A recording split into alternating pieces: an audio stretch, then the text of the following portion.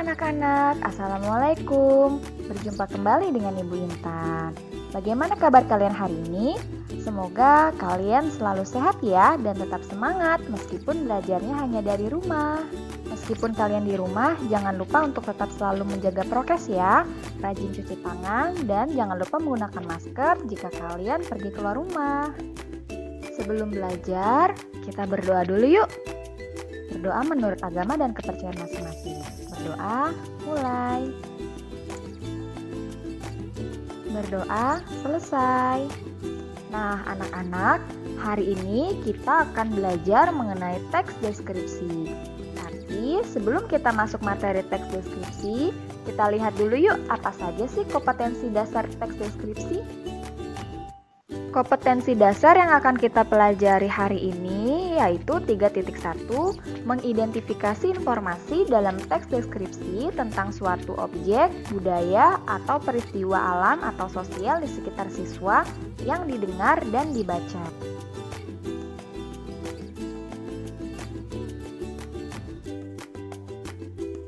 Nah, selanjutnya tujuan pembelajarannya yaitu siswa mampu mengidentifikasi informasi dalam teks deskripsi tentang sesuatu, objek budaya atau peristiwa alam atau sosial di sekitar siswa yang didengar dan dibaca. Sekarang kita masuk yuk ke materinya.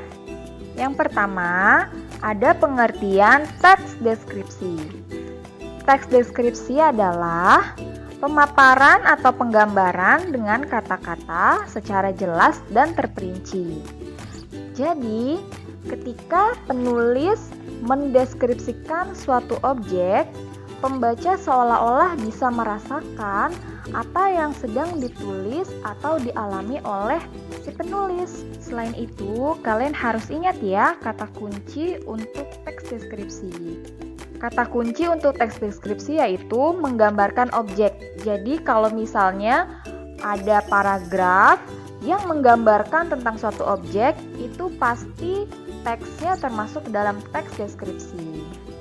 Dari tadi kita sudah membahas mengenai objek, dan objek. Sebenarnya objek apa saja sih yang bisa dideskripsikan dalam teks deskripsi? Objek yang pertama yang bisa dideskripsikan adalah orang. Misalnya bunda kamu, ayah kamu, atau kakak kamu. Yang kedua yaitu benda. Boleh tas kesayangan kamu atau baju kesayangan kamu. Yang ketiga yaitu tempat. Nah, kalau tempat ini boleh tempat wisata seperti pantai ataupun kebun binatang. Nah, selanjutnya ada tujuan teks deskripsi. Apa sih tujuan teks deskripsi itu? Ternyata teks deskripsi bertujuan menggambarkan suatu objek ke dalam tulisan sehingga pembaca seolah-olah melihat, mendengarkan, merasakan, atau mengalami objek dan peristiwa yang digambarkan atau dideskripsikan oleh penulis. Nah, seperti yang tadi sudah Ibu sampaikan bahwa teks deskripsi menggambarkan, ingat menggambarkan objek agar si pembaca bisa merasakan apa yang penulis lihat, dengar, dan juga alami. Paham ya sampai di sini? Untuk membedakan paragraf deskripsi dengan yang lainnya, paragraf deskripsi memiliki ciri-ciri. Pertama, menggambarkan suatu objek secara terperinci. Kedua, melibatkan panca indera seperti penglihatan, pendengaran, penciuman, pengecapan, atau peraba. Ketiga, memaparkan ciri fisik atau sifat objek tertentu seperti bentuk, warna, ukuran, dan kepribadian secara rinci. Dan yang terakhir, lebih banyak menggunakan kata sifat. Selain itu, ada juga ciri isi teks deskripsi. Yang pertama, isi teks deskripsi diperinci menjadi perincian bagian-bagian objek. Isi teks deskripsi menggambarkan secara konkret. Yang kedua, isi teks deskripsi menggunakan kata khusus. Maksudnya adalah, misalnya kalian ingin menjelaskan mengenai warna. Nah, kalian harus jelaskan warna apa? Hijau, toska, atau orange.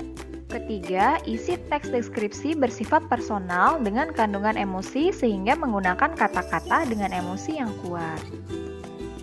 selanjutnya kita akan mempelajari jenis teks deskripsi.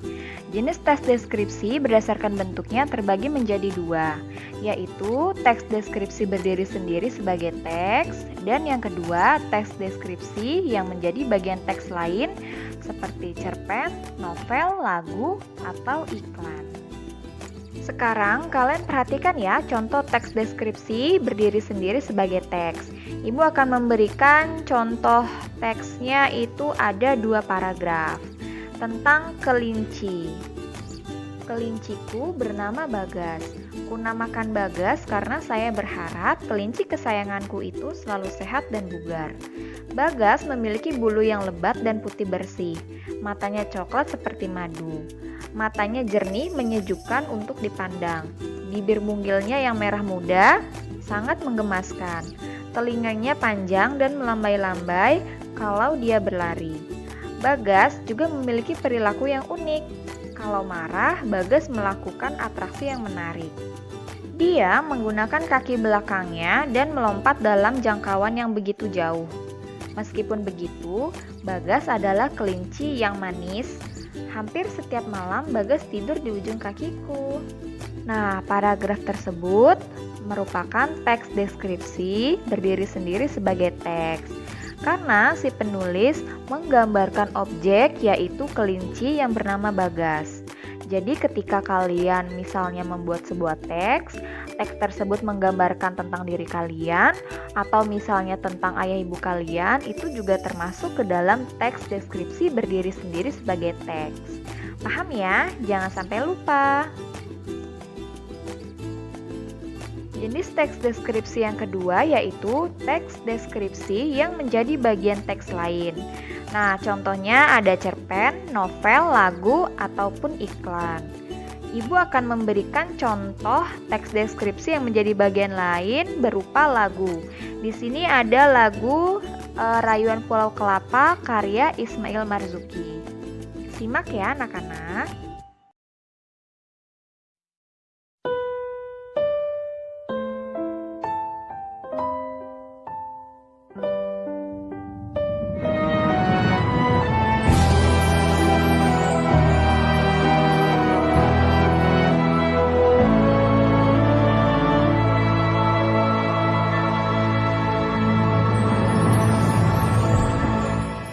Tanah airku Indonesia,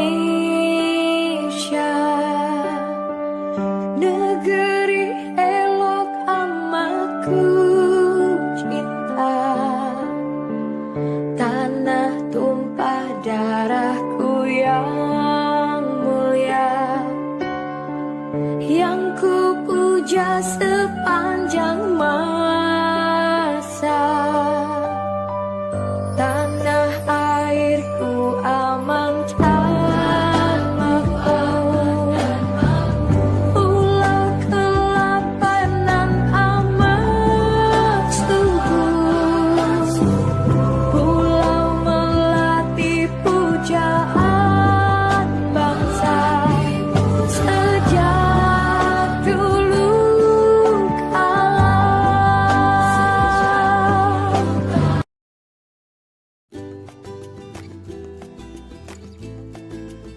Itu tadi cuplikan lagu Rayuan Pulau Kelapa karya Ismail Marzuki. Gimana? Bagus ya lagunya? Nah, sekarang kita bahas yuk apa saja sih yang dideskripsikan dari lagu tersebut. Lagu Rayuan Pulau Kelapa karya Ismail Marzuki mendeskripsikan keindahan Indonesia yang sangat subur tanahnya.